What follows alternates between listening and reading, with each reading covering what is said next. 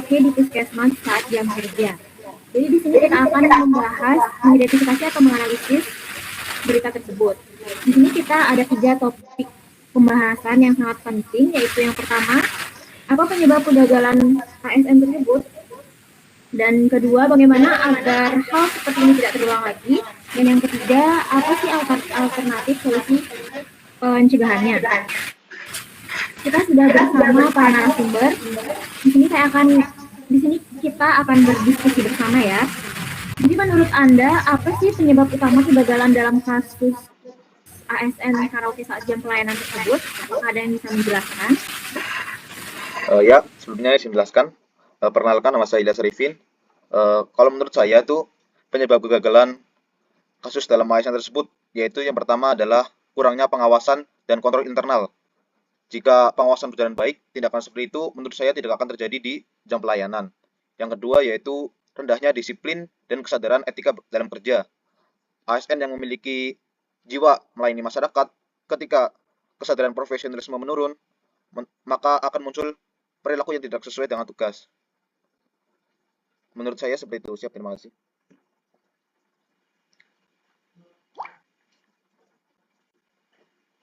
Baik, terima kasih Saudara Ilyas atas penjelasannya.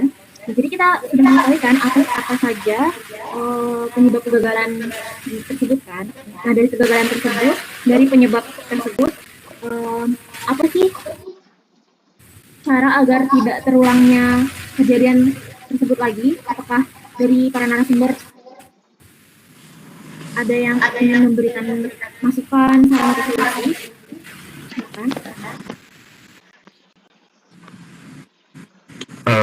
Izin mungkin dari saya ada beberapa cara untuk mencegah agar indisipliner seperti tadi tidak terjadi lagi, yaitu seperti penegakan disiplin secara objektif dan transparan kepada keseluruhan pegawai maupun atasannya, terus peningkatan pengawasan oleh kepala puskesmas, terlebih dari dinas terkait, lalu pembinaan etika dan penguatan kembali dari nilai-nilai berakhlak, dan juga evaluasi manajemen pelayanan agar tetap berjalan secara optimal.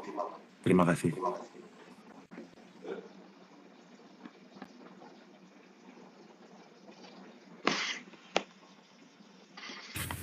Baik, terima kasih atas masukannya. Jadi itu salah satu hal yang bisa dilakukan agar tidak terulang kejadian tersebut kembali ya.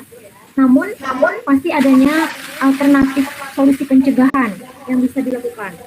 Menurut para narasumber, apa sih alternatif yang paling bisa untuk mencegah kejadian tersebut agar tidak terulang lagi?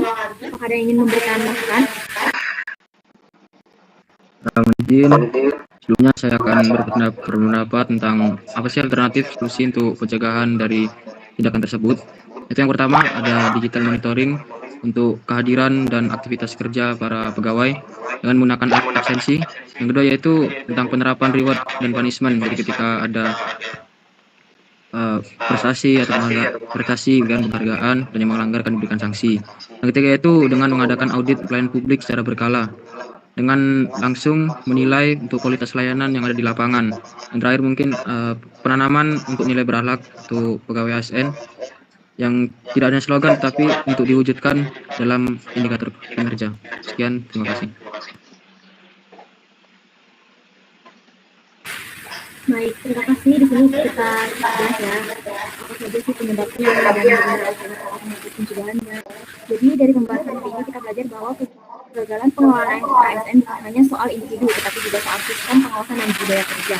Kasus viral seperti ini harus menjadi bahan evaluasi bersama, bukan hanya untuk menghukum, tetapi bisa memperbaiki sistem agar pelayanan publik semakin profesional dan berkualitas.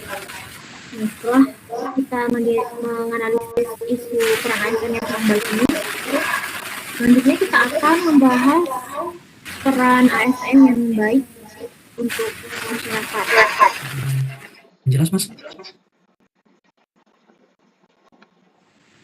Jadi, upaya kita ketahui Kemenpan RB punya banyak program untuk meningkatkan kualitas ASN.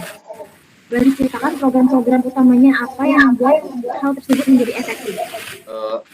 Seperti kita ketahui bahwa Kementerian Pan-RB itu punya banyak program untuk meningkatkan kualitas ASN.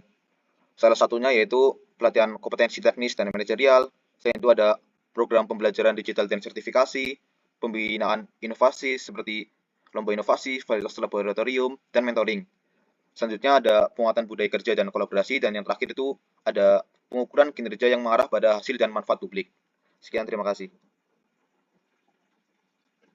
Baik, terima kasih Mas Lewan. Nah, dari program tersebut, sekali lagi, apa sih kunci keberhasilan yang selama ini terjadi? Dari pengalaman implementasi apa sih kunci keberhasilan yang membuat upaya ini bisa berjalan efektif sehingga ASN benar-benar menghasilkan inovasi? Apakah dari karena sumber ada yang ingin memberikan masukan? Silakan. Mohon izin memberikan masukan. Kunci keberhasilan yang bisa dilakukan yaitu yang pertama komitmen dari level yang dari paling bawah sampai yang ke atas. Yang kedua, pemahaman jelas tentang kebutuhan masyarakat. Ketiga, lingkungan kerja yang mendukung kreativitas. Keempat, reward dan recognition bagi ASN yang berinovasi. Lalu ada monitoring dan evaluasi berbasis data dan kolaborasi. Baik, terima kasih atas masukannya. Setelah itu, bukan sekedar pelatihan semata, tapi bagaimana pelatihan itu memandu ASN untuk berpikir solutif dan ke depannya. Kemudian dari upaya-upaya tersebut, cara mengadopsi dan mengadaptasikan praktik terbaik ini ke unit mereka sendiri. Menurut para narasumber, gimana sih caranya? Apakah ada yang ingin memberikan masukan? Silakan. Dari saya mungkin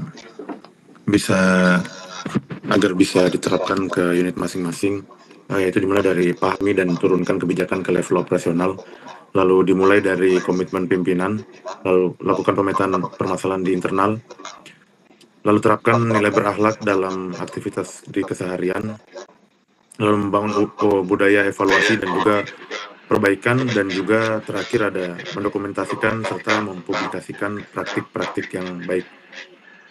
Sekian, terima kasih.